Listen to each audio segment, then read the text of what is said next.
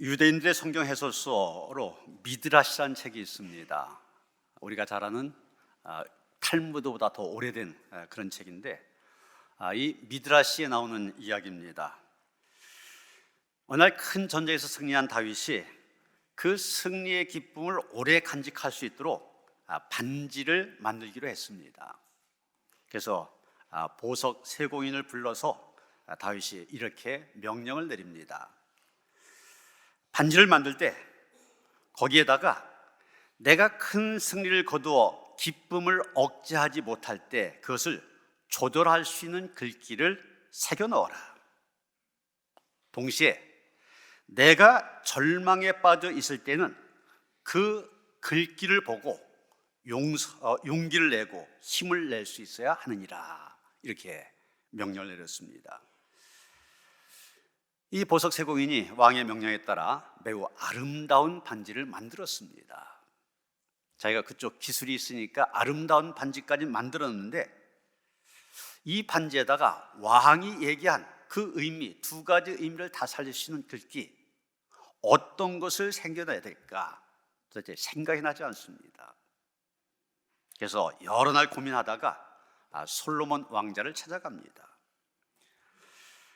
보석 세공업자의 설명을 들은 솔로몬 이렇게 대답합니다. 그 반지에다가 이렇게 적으십시오. 이 또한 지나가리라. 여러분, 이 미드라시에 나오는 이 이야기를 근거로 해서 렌터 윌슨 스미스라고 하는 분이 이런 글을 남겼습니다. 그 의미를 좀 더 분명하게 하는 그런 글입니다. 거대한 슬픔이 노도의 강처럼 평화를 파괴하는 힘으로 그대의 삶으로 쳐들어오고 소중한 것들이 눈앞에서 영원히 사라져갈 때 매 힘든 순간마다 그대의 마음에 말하라. 이 또한 지나가리라. 끊임없는 근심이 즐거운 노래를 들리지 않게 하고 피곤에 지쳐서 기도조차 할 수 없을 때 이 진실의 말이 당신 마음의 슬픔을 줄여주고 힘든 나날의 무거운 짐들의 무게를 가볍게 하도록 하라. 이 또한 지나가리라. 행운이 그대에게 미소 짓고 근심 걱정 없는 나날이 환희와 기쁨으로 다가올 때 그대가 세속적인 보물들에만 안주하지 않도록 이 진실의 말을 그대의 마음에 깊이 새겨라. 이 또한 지나가리라. 정직한 노동이 그대에게 명성과 영광을 가져오고 지상의 모든 숭고한 이들이 그대에게 미소 지을 때 삶의 가장 길고 장대한 이야기도 이 세상사에서는 짧은 한순간에 불과하다는 것을 기억하라. 이 또한 지나가리라. 여러분, 오늘은 종려주일이면서 고난주간이 시작되는 고난주일입니다.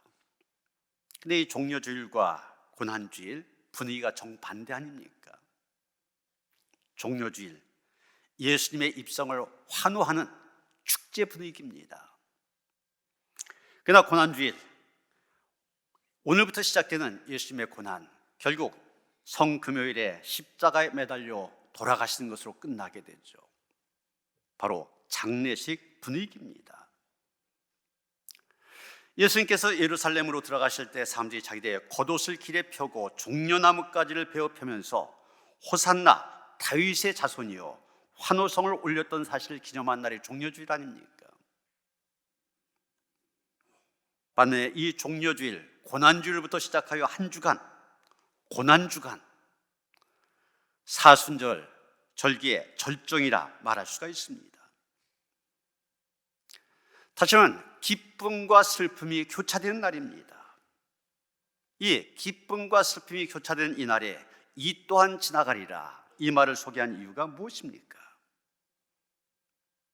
오늘부터 시작되는 이 고난주간, 이 또한 지나가리라는 경건한 마음으로 주님이 지신 십자가의 길, 순교자의 삶에 동참하면서 동시에 주님이 부활한 날, 그 부활의 영광에 기쁘게 참여하는 그런 성도이 되어지기를 바라는 마음에서 이 구절을 먼저 소개한 것입니다. 해마다 6월절이 되면 많은 사람들 예루살렘 예배하기 위해서 몰려들었습니다. 그때 예수님은 나귀를 타고 예루살렘을 향해 들어가셨습니다. 많은 사람들이 예수님 큰 일을 하실 것이다, 저분이 메시아다, 그런 기대를 갖고 예수님의 뒤를 따르며 호산나 찬송했습니다. 그런데 예수님이 가신 그 길은 며칠 후에 십자가에 못 박혀 죽어야 하는 죽음의 길이었습니다. 여러분, 이때 이 예수님의 예루살렘 입성을 위하여서 이름 없이 빛 없이 준비한 사람들이 있었습니다. 예수님을 위하여 엄청난 희생까지도 감수하려고 했던 사람들이 있었습니다. 그 사람들이 누구입니까? 또 그들은 무엇을 주님께 드렸습니까? 이것을 생각하면서 오늘 우리가 함께 은혜를 나누고자 합니다. 첫째로 나귀를 드린 사람이 있었습니다. 4절부터 6절까지 말씀입니다. 제자들이 가서 본즉 나귀 새끼가 문 앞 거리에 매여 있는지라 그것을 푸니 거기 서 있는 사람 중 어떤 이들이 이르되 나귀 새끼를 풀어 무엇하려느냐 하며 제자들이 예수께서 이르신 대로 말하는데 이에 허락하는지라. 여러분, 예수님이 예루살렘 성에 입성하실 때 가장 큰 역할을 했던 사람, 바로 나귀를 드린 사람입니다. 그런데 이 사람 이름이 무엇인지 성경엔 전혀 그 이름도 나와 있지 않습니다. 하지만 예수님께서는 스가랴 9장 9절의 예언, 메시아가 나귀를 타고 예루살렘에 들어가려는 이 예언을 이루어 가셨습니다. 예수님은 나귀가 있는 곳을 알고 계셨고 나귀의 주인도 알고 계셨던 것으로 보여집니다. 그래서 예수님 제자들을 나귀가 있는 곳으로 보내셨습니다. 그리고 말씀하십니다. 누가 만일 왜 나귀를 끌고 가느냐 그렇게 묻거든 주가 쓰시겠다 하라 이렇게 말하라고 얘기합니다. 얼마 후 심부름을 간 제자들, 예수님의 말씀 그대로 나귀를 끌고 왔습니다. 여러분, 나귀의 주인이 나귀를 내어주는 거 쉬운 일이 아닙니다. 여러분, 그 당시에 시대적인 상황을 보면 사람들이 굉장히 어렵게 살아간 때였습니다. 우리가 일제 식민 통치하에서 굉장히 어렵게 살았던 것처럼 이스라엘은 로마의 식민 통치를 받고 있었습니다. 어려운 삶을 살아가는 그들에게 있어서 나귀라고 하는 것, 생계의 수단이 되기도 하였고 수송, 통신 수단으로 귀하게 쓰임받는 그런 동물이었습니다. 그런데 이 나귀, 한 번도 타보지 않은 나귀 새끼였다고 하였습니다. 그런 건데도 예수님께서 씻으시겠다 그러니까 나귀의 주인 쾌히 승낙하고 나귀를 내주고 있습니다. 여러분, 이게 쉬운 일이라는 얘기죠. 만약 여러분이 처음으로 새로운 자동차를 뽑았다고 생각해 보세요. 임시 번호판이 달려있고 아직 비닐도 뜯지 않은 채 새 차가 집에 도착했습니다. 그런데 제가 급한 일로 좀 쓰겠다고 하면서 사람을 보냈다면 선뜻 자동차 키를 내줄 수 있는 분 얼마 되시겠습니까? 여러분, 오늘 성경에서 나귀 주인이 예수님께 나귀를 내준 것 그렇게 쉬운 일이 아니었습니다. 그런데 이 나귀 주인, 예수님께서 쓰시겠다고 한 한마디에 나귀를 선뜻 내놓고 있습니다. 여러분, 우리가 봉헌 찬송으로 자주 부르는 찬송이 있습니다. 찬송가 50장 보면 내게 있는 모든 것을 아낌없이 드리네 사랑하고 의지하며 주만 따라 살리라 주께 드리네 주께 드리네 사랑한 구주 앞에 모두 드리네 는 찬송합니다. 또 213장 나의 생명 드리니 손과 발을 드리니 나의 음성 드리니 나의 보화 드리니 나의 시간 드리니 주여 받아주셔서 평생토록 주의 봉사하게 하소서. 이건 다 우리 이 찬송 불렀잖아요. 입술로 찬송했습니다. 입술로 고백했습니다. 그런데 우리의 삶은 어떻습니까? 우리 입술의 고백과는 다를 때가 너무나 많이 있잖아요. 모든 일 하나님의 영광을 위해 살고 빛이 되고 소금 되어 살아가길 원하지만 골치 아프고 손해 남는 일이 있을 때는 슬그머니 빠지려고 합니다. 집어치려고 합니다. 내가 주님의 도구로 사용되기를 원합니다. 나를 당신의 도구로 써 주옵소서. 이렇게 입술로는 고백하지만 이 모든 것들, 모든 조건이 좋을 때만 이런 단서가 꼭 붙습니다. 사업이 잘 되면은, 우리 아이가 좋은 대학에 들어가면은, 건강하면, 돈 벌면 단서가 붙잖아요. 여러분, 우리는 모두 낙이 같은 것을 소유하고 있습니다. 하나님이 원하실 때, 주님께서 원하실 때 내놓을 수도 있고 내놓지 않을 수도 있는 낙이 같은 것이 우리 안에 있습니다. 어떤 사람에게는 그 낙이가 시간일 수도 있습니다. 어떤 사람에게는 돈일 수도 있고 지식일 수도 있고 기술일 수도 있고 체면일 수도 있고 자존심일 수도 있습니다. 그런데 주님께서 쓰자고 말씀하실 때 아무런 조건 없이 아멘 하는 사람 과연 얼마나 되겠습니까? 여러분 한번 생각해 보시기 바랍니다. 내가 가진 낙이는 무엇인가? 시간일 수도 있습니다. 명예일 수도 있습니다. 기술, 지식, 돈일 수도 있습니다. 그런데 여러분, 예수님께서 쓰시겠다 말씀하실 때 과연 그거 기꺼이 내놓을 수 있겠습니까?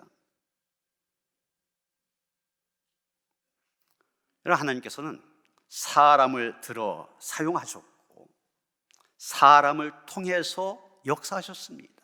하나님의 일을 이루어 가셨습니다. 예수님도 제자들을 택하셨습니다. 사도 바울도 디모데, 실라 등 후계자들을 선택했습니다. 제자들 스데반을 비롯한 집사들을 선택했습니다.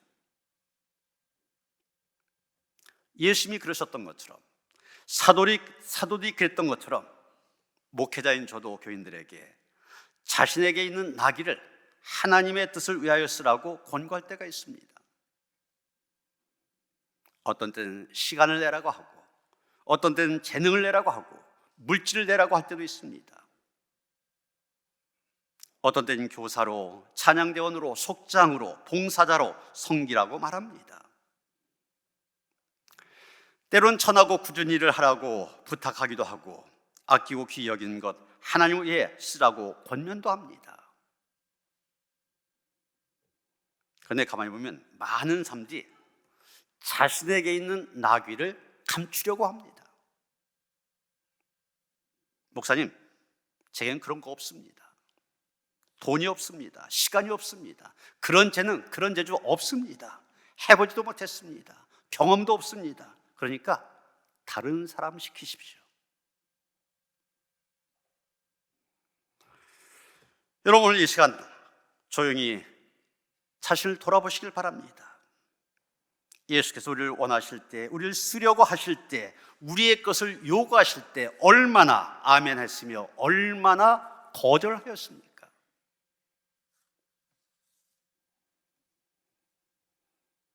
여러분, 예수님 원하셨던 낙이 한 번도 사람을 태워본 적이 없다고 그랬잖아요. 짐을 실어봤으면 실어봤지 사람을 태우는 일에 익숙한 나귀가 아니었습니다. 경험이 많은 나귀도 아니었습니다. 이 나귀는 아직 아무것도 해보지 않은, 아무도 타보지 않은, 경험도 없는 새끼 나귀였습니다. 그러나 주님께서 쓰시겠다고 말씀하실 때 이 나귀 주인 기꺼이 허락하였습니다. 내놓았습니다. 우리는 나귀의 주인처럼 아멘하며 나의 나귀 기꺼이 내놓을 수 있어야만 됩니다. 두 번째로 겉옷을 드린 사람들이 있었습니다. 7절 8절입니다. 나귀 새끼를 예수께로 끌고 와서 자기들의 겉옷을 그 위에 얹어 놓음에 예수께서 타시니 많은 사람들은 자기들의 겉옷을, 또 다른 이들은 들에서 벤 나뭇가지를 길에 펴며 그랬습니다. 여기 겉옷을 벗어서 나귀 위에 얹고 길에 폈다고 하였습니다. 이것은 존경의 표시입니다. 그런데 이 사람들이 입는 옷, 우리들의 옷과는 다른 것이었습니다. 그들이 외투를 벗는다고 하는 것은 자신의 속을 드러내게 되는 부끄러운 행위였습니다. 우리는 옷을 여러 입잖아요. 특히 겨울철은 속옷부터 시작해서 겉옷까지 보통 서너 개 정도 입습니다. 그런데 이 더운 지역에 사는 이스라엘 사람들, 옷차림은 그저 한두 개 걸쳐 입는 옷차림이 대부분입니다. 그래서 외투를 벗으면 속옷이 그대로 드러납니다. 그런데 그들은 예수님을 위하여 자신의 부끄러움을 개의치 아니하고 옷을 벗었습니다. 그들은 예수님을 위해서라면 자신의 부끄러움, 자신이 당하는 손가락질, 모욕, 아무런 상관이 없었던 것입니다. 예수를 위해서라면. 신앙생활하는 우리들, 예수님을 믿고 하나님 나라를 소망하며 사는 사람들입니다. 그렇다면 우리도 하나님을 위하여서, 예수님을 위하여 겉옷을 벗을 수 있어야만 됩니다. 겉옷을 벗어야 된다. 지금 여러분이 입고 있는 그 옷을 벗으라는 얘기가 아닙니다. 어떤 사람은 지식의 겉옷을 벗어야 됩니다. 좀 배웠다고 하는 사람들, 자기가 갖고 있는 그 얄팍한 지식을 가지고 성경을 판단하고 성경을 해석하려고 합니다. 그러나 정말 많이 배운 사람들은 겸손합니다. 제대로 배운 사람들, 많이 배운 사람들 겸손합니다. 제가 군목제대 한 다음에 동대문교회 부목사로 섬길 때, 이 동대문교회가 그 당시만 해도 우리 감리교회 3대 교회 가운데 하나였습니다. 정동교회, 상동교회, 동대문교회, 그럴 정도로 유명한 교회였었는데, 그러다 보니까 그 교회 소속 목사님으로 제가 감리교 신학대학 입학할 때 학장이셨던 홍연설 박사님, 거기 소속으로 계셨었고, 또 감리교 신학대학 학장을 지내시고 그 당시에는 목원대 총장으로 계셨던 박봉배 목사님, 이분들이 소속으로 계셨습니다. 저를 가르쳐 주셨던 분들이잖아요. 근데 이제 그분들 가정이 제가 맡은 교구 이렇게 되다 보니까 신방을 합니다. 신방할 땐 긴장이 돼요. 갈 때는 긴장이 되는데 갔다 와서는 은혜가 됩니다. 그분들로부터 어떤 얘기를 들어서가 아닙니다. 제가 그분들 제자잖아요. 그때 30대 초반이었습니다. 30대 초반의 어린 목사인데 그런 저를 주의 종으로 인정하고 제가 말씀을 전할 때 겸손히 받는 그런 모습을 보면서 오히려 제가 은혜를 받았습니다. 배운 사람들은 오히려 머리를 숙입니다. 근데 조금 배웠다는 사람들 어떻습니까? 그런 사람들이 오히려 아는 척하고 교만해합니다. 주님 앞에서 자신의 지식의 겉옷 벗어 던지지 못하는데 벗어 던져야만 됩니다. 또 우리의 신분의 겉옷을 벗어야 됩니다. 이런 교회 직분이라고 하는 것은 신분의 표시가 아닙니다. 집사보다 권사가 높고 권사보다 장로가 높고 장로보다 목사가 높고, 이런 신분이 높고 낮은 것을 표시하는 계급이 아닙니다. 그저 하나님의 일을 위하여서 맡겨진 직분일 뿐입니다. 우리가 죄를 할 때 이 신분의 겉옷을 벗어버릴 수 있어야만 됩니다. 신분의 겉옷 대신 예수님처럼 겸손의 겉옷을 입어야만 됩니다. 체면의 겉옷도 벗어야 됩니다. 이 주일마다 주차 관리하시는 분들 보면 존경의 마음이 생깁니다. 이분들 보면 회사 가면 사장님들입니다. 병원에 가면 원장입니다. 그저 가만히 앉아서 시키기만 하는 분들이잖아요. 그런데 교회 와서 주차 관리하다 보면 별 사람들 다 싫은 소리 하는 분도 있고, 새신자들 위해서 이쪽으로 가라 그러면 저쪽으로 꼭 고집 피우는 사람도 있고, 심지어는 화를 내는 분들까지 있습니다. 체면 상한 일들, 이런 일들 다 참아내시며 수고하시는 것을 볼 때 절로 머리가 숙여집니다.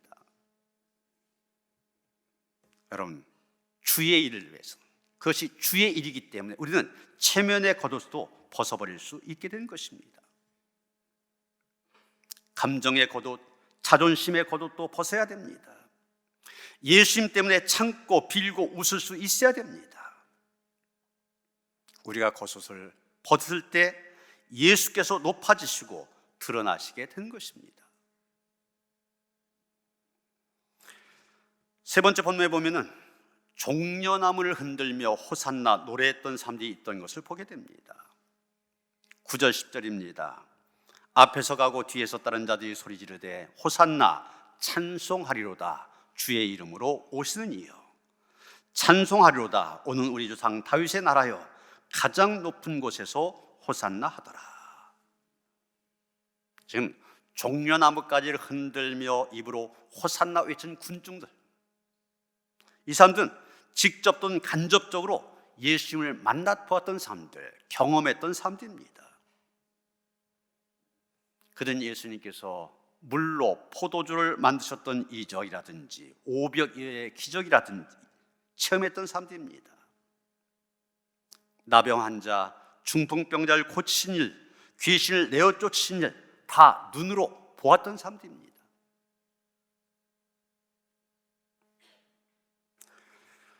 수많은 군중들이 그 예수님을 로마의 정책 지배에서 해방시켜줄 메시아로, 높은 세금의 경제적인 압박에서 해방시켜줄 지도자로 기대하면서 그 예수님께서 나귀 타고 들어오실 때 호산나 외쳤습니다. 로마 식민지 백성들의 한숨과 탄식에 불안한 사회에서 해방시켜줄 혁명가로 기대하면서 호산나, 즉 구원하소서 외치며 예수님을 영접했던 것입니다. 그런데 막상 그렇게 환호했던 예수님, 그 예수님이 예루살렘에 들어오셔서 어떻게 되었습니까? 대제사장 가야바 집 감방에 갇히게 됩니다. 그런 모습을 보며 사람들은 실망하고 말았습니다. 그러다 보니 예수님이 예루살렘 입성하실 때 종려나무가지를 들고 환호하던 수많은 군중들, 예수님이 진정 그들 필요할 때는 정반대편에 서게 됩니다. 여러분, 빌라도 법정에서 빌라도가 그래도 이 예수님에게 죄가 없는 것을 보고 풀어주려고 했잖아요. 그래서 악질 죄인인 바라바와 예수, 누구를 풀어주면 좋겠냐? 그럴 때 백성들 뭐라고 외쳤습니까? 저 바라바를 풀어주고 예수를 십자가에 못 박으라고 외쳤습니다. 그리고 예수님이 가장 아끼고 사랑했던 제자들마저 십자가 주변에 나타나지 않았습니다. 있어야 될 사람들이 예수님의 고난의 자리에 없었습니다. 정말 같이 있어주고 아파해주고 눈물을 흘려야 될 그 자리에 예수님 홀로 내버려 두었던 것입니다. 여러분, 우리는 나귀를 드렸던 이름 없는 그 사람, 겉옷을 벗어드렸던 바로 그 사람들처럼 예수님께 우리가 갖고 있는 것 기쁨으로 드릴 수 있어야만 됩니다.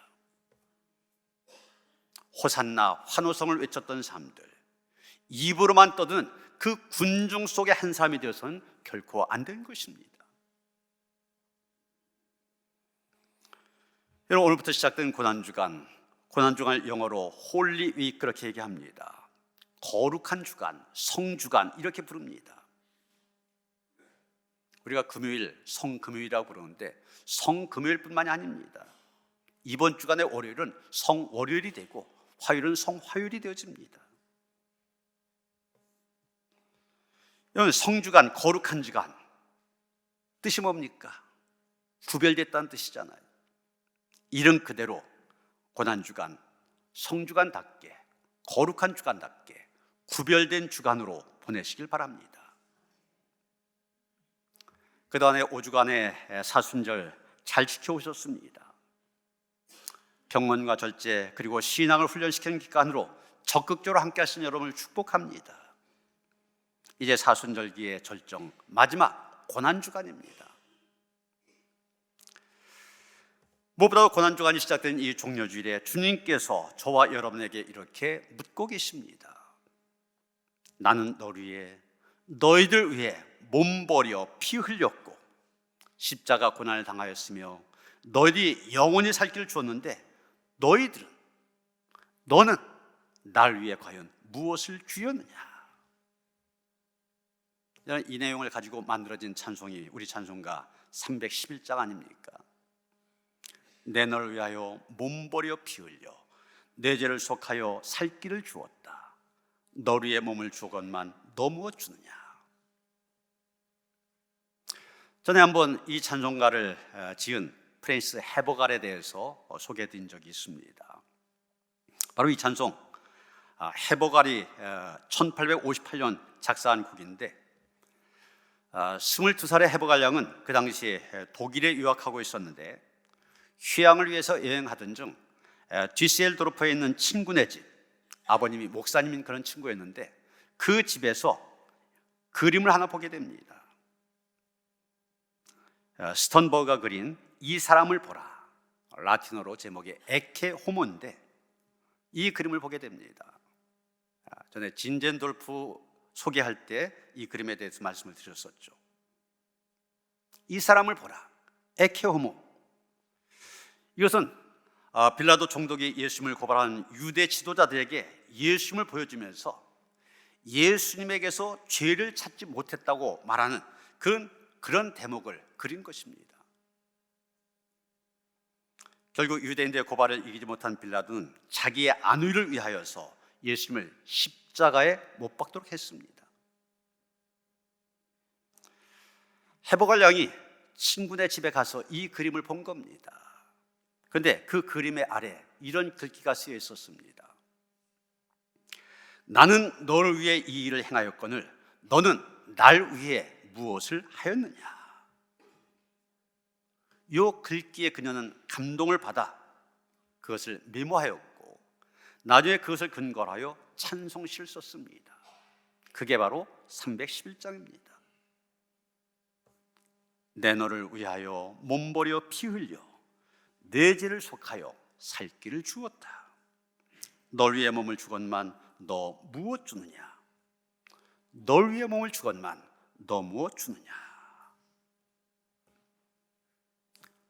이제 고난주간 한 주간을 보내며 널 위해 몸을 주건만 너 무엇 주느냐?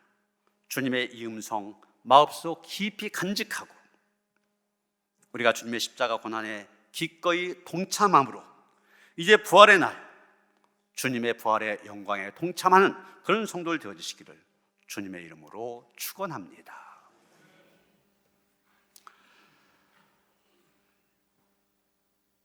예수님, 우리를 위하여 십자가에 피 흘려 모든 것을 주셨습니다. 그러면서 우리에게 묻고 계십니다. 내가 널 위하여 모든 것 다 주었는데 넌 날 위하여 무엇을 주려느냐? 하나님, 한 주간 동안 이 주님의 음성 날마다 되새기게 하시고 그 주님의 물음 앞에 응답하는 삶이 되어지기를 원합니다. 그래서 이 고난의 길 주님과 함께하는 가운데 부활의 영광에도 참여하는 성도들 되게 하여 주시옵소서. 예수 그리스도 이름 받들어 기도하여 싸움나이다. 아멘.